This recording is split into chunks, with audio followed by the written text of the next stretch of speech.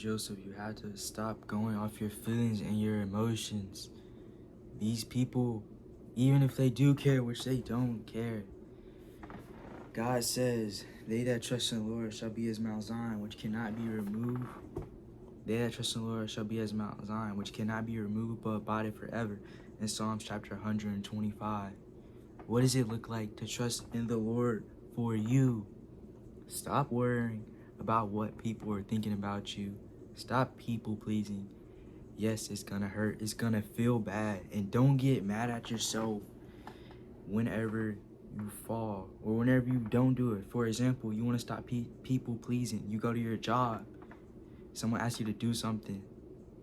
You notice the small habits and the things, and you do it. You give in because you don't want to be disliked by the crowd or whatever. Don't get mad at yourself for doing that. God takes his time with you. He is taking his time with you right now at this moment. His thoughts are not our thoughts, neither are his ways our ways, as in Isaiah chapter 55 says. Trust God, trust the process, apply the wisdom, apply the knowledge. When you go and actually read the word and you see, you're studying, wow, God did this, God did that. I'll give you an example in the story of Joseph. If you never heard of him, maybe you have heard of him, you forgot about him still. He had a dream. The Lord sent him a dream. He told it to his brothers and his father. What did they do? They persecuted, they hate him. Amos chapter 3 verse 18. They hate him that rebuketh in the gate, and they abhor him that speaketh uprightly.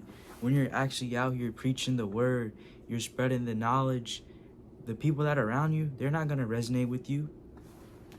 The people on this camera right here, when you're creating, are going to be the ones resonating with you. Apply it right now. Pick up the camera, do it right now, see what'll happen. Just post an Instagram, TikTok reel. People are gonna come up to you. When you post your actual thoughts and your opinions, people aren't going to resonate with you because you are chosen by God, as in 1 Peter chapter 2 verse 9 says.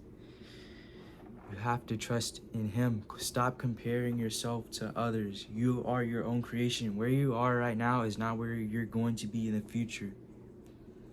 Put in the work. Keep going. Don't give up when it gets hard. People are going to hate. It doesn't matter. Whatsoever is brought upon thee, take cheerfully, and be patient when thou art changed to a low state. For gold is tried in the fire, and acceptable men in the furnace of adversity. Believe in him, and he will help thee order thy way aright, and trust in him. You heard those words?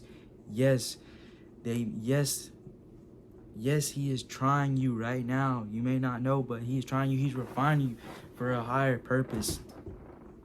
To lead others to the kingdom, as in 1 Peter chapter 9.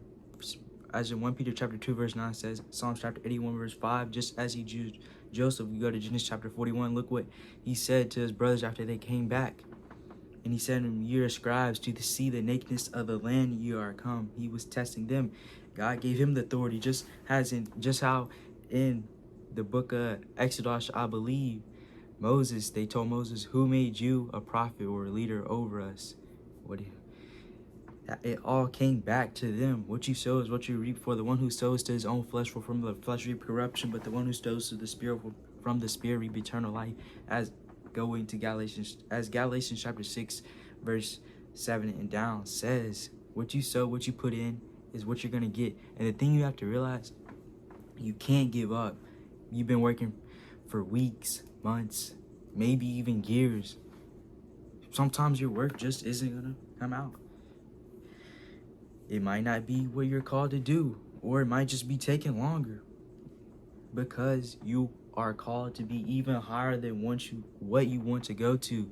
Maybe you have that desire on your heart. You want to create that business. You want to do what you actually want to do in life and not what others tell you. Get a job.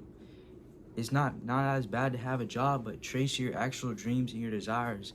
And a lot of things that I see, people, they don't want to actually chase their dreams and desires because they're wasted their teens. They wasted their teens by partying, drinking, smoking, lust, all this envy. And now they're forced to get a job. What's not installed in kids, the little kids, is to trace your actual dreams. But the school program, parents, they're not installing this because they're so worried, they're stressed out about what they have to do because they didn't chase their dreams. You see, it's a cycle going on over and over.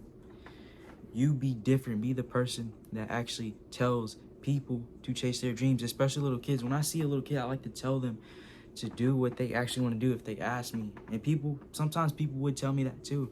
But the older you get, the more in life, people are going to tell you, nah, they're going to tell you to do what they've been doing, to do this or that. Not that it's good to take advice, but you have to use your discernment to actually do what you want to do. Know when someone is trying to force you to do something and when they're trying to give you knowledge.